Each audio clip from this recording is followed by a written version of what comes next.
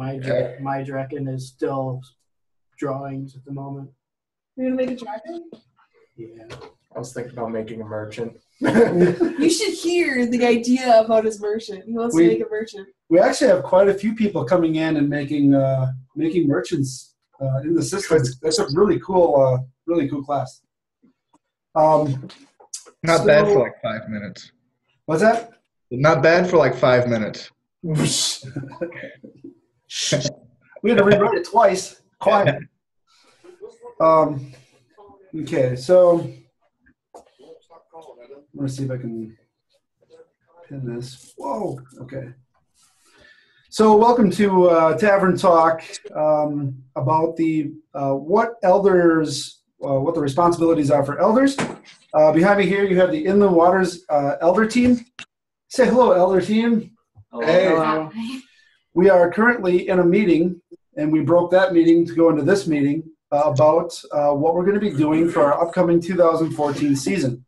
We're delegating responsibilities, and we're also coming up with a unique story and plot together collectively as a group, because it always works better when you have lots of minds creating this thing. So one of the things that we're talking about is delegating responsibilities, especially for check-in. So we have a few people that are going to be doing waiver and sign-in, collecting the game fees and such. We have the two dedicated people doing the weapon and armor checks, and then they're going to stamp off approved, or they're going to write on their character sheet, you know, when it's approved. And we're going to have a cool stamp, because stamping stuff is cool. You can go to Office Max or someplace, make a custom stamp. So that, you know, those are the core responsibilities for the elder to start with, no matter what. The other parts of the elder team will be doing, you know, coordination between what quests are going to be done, how the story is going to develop, what to do in the event of a game lull. And we encourage all of the colonies to definitely identify what a lull is and come up with ways to mitigate that lull with additional activities, or pull out additional quests, or modify the storyline to bring excitement back to the game. One thing we always want to make sure that colonies and elders know is there is no right answer or wrong answer, and everything you write never, ever goes to plan. Live action roleplay is live action, and it never goes the way it looks on paper. So if you can teach an elder team, and that's why in the scrolls we have specific elder scrolls, and we have specific chief elder scrolls, so that they can talk about things like that to help bring teams together that are just dynamite. And it's been working really, really well. There's a lot of new content coming up on everything on how to find places to do these activities, to quest ideas, past quest items that are samples from past games that we're all sharing collectively worldwide. And the collaboration is just outstanding. And it's only going to get better. The elders are also primarily responsible for loosely knowing the rule book. So we got to make sure that that the elder team is, you know, fairly confident in their ability to make a rule judgment, or carry a pocket-sized rule book with them in the event that, you know, there's a confrontation or a question that they may not be able to answer. Talking with the elders that know more about the rule book than others, you know, like, okay, Kelder's really good about the cleric because he's a cleric. Well, I'm going to ask Keldor about a cleric ability question because I'm not a cleric and I don't have a cleric. You know, I know the basics, but I'm not going to be able to tell you what cleric ability has what incantation at what time off the top of my head when I have a million other things going on as a game elder during a game. So utilize the people who know the most about specific things and have your core team knowledgeable with that kind of stuff. You know, Rorian, he's a bow expert. That's, you know, he's been an archer all his life. I would expect nothing less.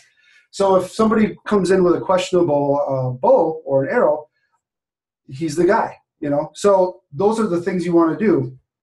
Story, quest, plot line wise, you know, we have dedicated people for that. Registration wise, you know, we got people for that.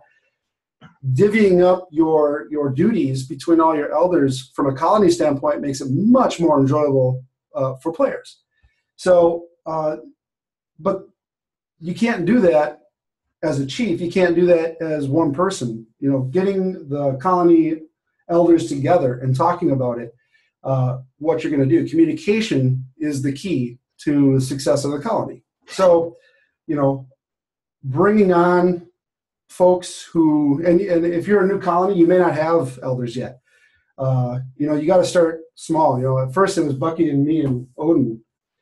We didn't talk about elders. We didn't, you know, let's just hit each other with foam sticks and come up with some quest ideas and, you know, start looking at the rule book and just kind of make some practices and just kind of go through the chapters of the book and just kind of try to understand it. You'll start to, the people who enjoy the elder roles will start to surface in your games, and they're going to want to become elders. You don't want to force anybody to do something they don't want to do, but even if they're not elders, you can still assign job duties to people. I mean, we've been doing that most of our games where, you know, they don't have to be an elder to do a job duty. They just got to be someone who can handle that duty. So those are primary responsibilities of the elders. And I would definitely suggest to all elders out there, folks who are thinking about becoming an elder, that, you know, utilize your team correctly. Ask questions. You know, don't be afraid as an elder to say, I don't know the rule book inside and out. You know, that's fine. You don't have to know that. We want to work together as a group, collectively as LarpCraft, but encourage colonies to do lore writing sessions like we're doing tonight. You know, practices and activities. Colonies can't grow without games, but you can't have games without practices. And you can't have practices a lot of times without weapons and crafting sessions and that kind of stuff. So doing activities, you know, getting out there and doing stuff. You may only have a few players the first few games. I mean, the first few games, Bucky, we had what, 5, 6 players? Not even? Something like that. You know, so for the first 2, 3 games, we just, you know, we just enjoyed being out there and learning something new and doing something that, you know, we saw on TV or we saw in the media and like, oh, we could do that. You know, that's kind of cool. So, and then it grows into this, you know, what is LarpCraft today? So, what are some other things, Elder Team, here that we can, what are some other things that you've experienced that elders are responsible for? First aid, Karen, to make sure people aren't getting overheated, and when they are, to tell them to go sit down. So if you didn't hear that, Abrazish came in and said, you know, making sure somebody is in charge of first aid. All elders are watching to make sure players are not dehydrated, because that happens a lot in live action roleplay. You are physically exerting yourself, whether it's just walking from quest to quest and adventuring, or, you know, pounding down some foam and getting into the battles. This is it's a physical activity, and more so than people want to admit. So yes, very good. Especially when you're wearing armor. Especially when you're wearing armor and clothing and costuming, and it's hot or cold or whatever. So yeah, there's definitely the safety aspect of first aid, and knowing who, you know, if there's players out there that have special needs or are allergic to certain things or can only do certain activities, or maybe they have a physical impairment where they can't, you know, they have a leg injury, or they slipped and fell off a ladder, or they did something the day before or whatever. Elders are also responsible for what's, you know, commonly known as a hangover. If you see a player coming in and they're all just burnt out, or they're totally tired and they're just, you know, they look like a pile of crap, that's a safety issue, and can be a player issue as well if they're, you know, not in it. You know, it may be in certain situations, it may be more beneficial to just say, hey, maybe you should sit this game out, or let's put you in the tavern, or let's do something that wouldn't require a lot of physical activity. So those are things that elders are going to, you know, try to point out if they can, or if they feel comfortable doing so. And on top of that, removing toxic players from, you know, the gaming environment, people that are obviously angry for maybe out of game reasons, that they're, you know, they're swinging too hard constantly, they're, you know, talking constantly out of game and, just ruining the experience for everyone else. It's the elder's job to kind of step in, remind him that, one, this is a game, and people come here to have fun and not want to hear about your out of life, oh, my cat just died, or something that's obviously upsetting you, or something. We telling you the truth, we don't want to hear it. So it's an elder's job to make sure that everyone has fun. That's really what an elder does. Do it in a proactive and friendly way. Of course, we're not gonna just tell you to pound sand. You're out of here. No, but unless it's there's certain situations where that's the last option, but we try to not do it until that is the last option. And a toxic player that Rorian brought up, that doesn't mean they're intoxicated. That just means that they're bringing the entire game down with either being out of character, being really negative, swearing too much. I mean, there's just a ton of things that people can do that aren't immersive or aren't in the game that elders just kind of have to go like, whoa, let's get you out of the game here and figure out if you can come back in or not, because one player, and I've seen it happen, and some of you have seen it happen, one player can destroy a whole game for the whole event. Mm-hmm. And that's unfortunate. And we want to try to address that and correct it, but do it the right way. And that can be kind of tough. And without practicing, our elder team was talking about doing some role play on just getting the elders together for a day and running scenarios of disgruntled player, drunk player, or high player, or whatever. The person who fell in the back 40 and sprained their ankle. And now what does the elder team do? What is the, evaluate, what's the first aid plan in place? How are we going to manage that? So the elder team, those are things that you can do and scenarios that you can run. And some of them are actually kind of fun. When we were doing the CPR training, we did one for the team, and we had scenarios we had to play out of bloody head and unconscious, broken arm. We had to do all that stuff. And it made us better elders because we did role play that out. So, and you don't have to have training to do that. You can just look at your locations, find Murphy's Law in that location of what, if this could happen, and it's going to happen, how are we going to respond to it? How are we going to react to it? So I apologize if I keep coming in and out of frame. I keep blocking Tyler here, and I'm like, hey, look at me. No. That's all right. No one needs to see her. That was me. That's all right. I can be mean to her. So the main goal of this meeting, we'll try to keep it as short as possible because we're going to jump back into our other meeting. But really communicate with your team and utilize your elder scrolls and your chief elders. And chief elders, please utilize your scrolls to talk about things that may not even be appropriate for elders from a management standpoint. To proactively work with the people who are doing this the right way or have more experience, because we can work together out that and make better games. We want everybody to have fun. We want bigger and better games, not even bigger, just better games. And those are the things we do to strive to make that happen. Anybody think of anything else that elders are primarily responsible for?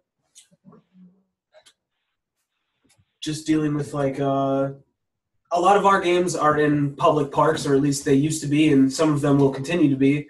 And a lot of times when muggles just come across us while we're playing, sometimes people have been frightened that there are a bunch of people in armor swinging what look like real weapons at each other. So it's kind of the elder's duty to step in and be like, hey, we're live action role play, where we're just having fun utilizing the state park, having fun cleaning up after ourselves, everything like that. So elders are usually the ones that step in and clear everything out, make sure everyone knows what's going on. So it's an image thing that elders watch for as well, to make sure that we do have that in games, especially in parks, because a lot of us are in parks, and it's a park for everybody. So, and we've actually got quite a few players that just were there on a whim, saw us and thought, that's cool, I want to do it too. And what's really nice is a lot of us will have like business cards, we'll have brochures or flyers, or just something simple and cheap. Or even just tell them the website. Yeah, right? Yeah. And our next game is here at this time. or here's my phone number, or here's whatever. So there's a lot of different ways to get players involved that way. So yeah, very good, very good. So I think that kind of covers most of the basics of the elders. They're responsible. They're not just referees. They're the helping hands, if you will, of the whole event being successful or not. So if your whole team is on board, the event goes way more smooth, and the people hosting the event can sleep at night most of the time, or they drag the rest of the elders into not sleeping at night the night before a game. But that's a story for another time. That is a story for another time. At sign up, we need to really make sure if people have any inhalers or EpiPens that it's in a centralized location on every person, because you don't have time sometimes to be checking everybody's pockets. Right. Knowing where the emergency equipment is, and also the fire extinguishers, and elders also should have a cheat sheet. And I think we have a sample on the scrolls of a emergency contact list. So the non-emergency sheriff number, the fire department, the park service, or whatever the elder team deems that may be necessary in any situation. So those are some things you can do. And from an elders team standpoint, you can even get your elders team to contact the ambulance service or the fire department and be like, okay, if we had a game with a bunch of people here and this happened, what would you want us to do?